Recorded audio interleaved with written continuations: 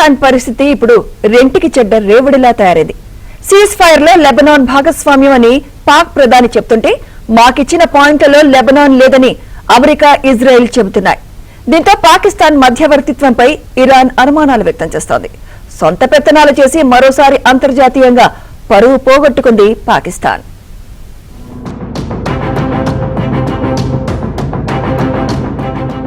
Iran America కాల్పుల విరమణ ఒప్పందంలో మధ్యవర్తిత్వం వహించిన పాకిస్తాన్ ఇప్పుడు నవ్వుల పాలవుతోంది. ఇరాన్ కు 2 వారాల గడువు ఇవ్వాలంటూ పాక్ ప్రధాని షెహబాజ్ షరీఫ్ కోరగా ట్రంప్ అంగీకరించారు. సీజ్ ఫైర్ లో లెబనాన్ కూడా భాగమేనని షెహబాజ్ పేర్కొన్నారు.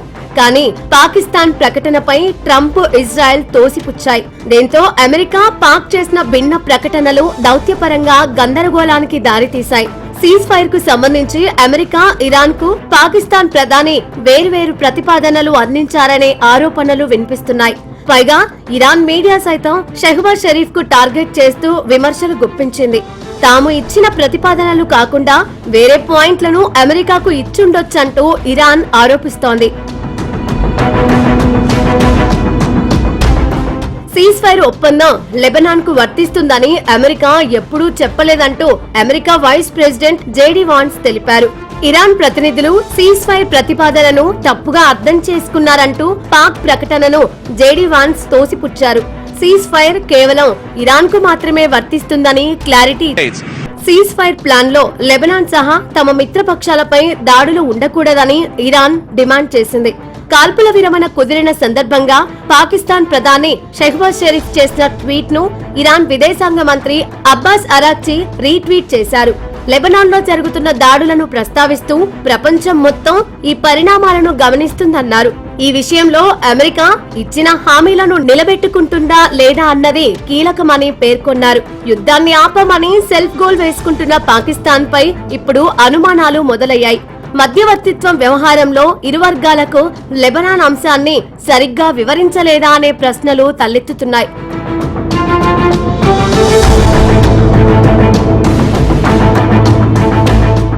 అమెరికా, ఇరాన్ మధ్య కుదిరిన కాల్పుల విరమణకు సంబంధించిన చర్చల్లో పాకిస్తాన్ పాత్రపై భారత్లోని ఇజ్రాయెల్ రాయబారి రువెన్ అజార్ సందేహం వ్యక్తం చేశారు.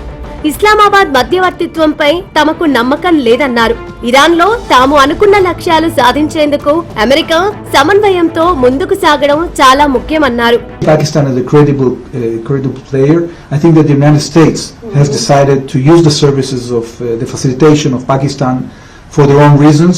We have seen in the past how the United States has managed to take problematic states like Qatar and Turkey and use them for the benefit of achieving an agreement with Hamas. So maybe facilitation services of Pakistan to bring in the serve of diplomacy this time. Islamabad లో America, Iran మధ్య కీలక చర్చలు జరగనున్నాయి. America తరఫున ఉపాధ్యక్షుడు JD Vance, ప్రత్యేక ప్రతినిధి Steve Witkoff, senior సలహాదారు జారెడ్ కుష్నర్ కూడా పాల్గొననున్నారు.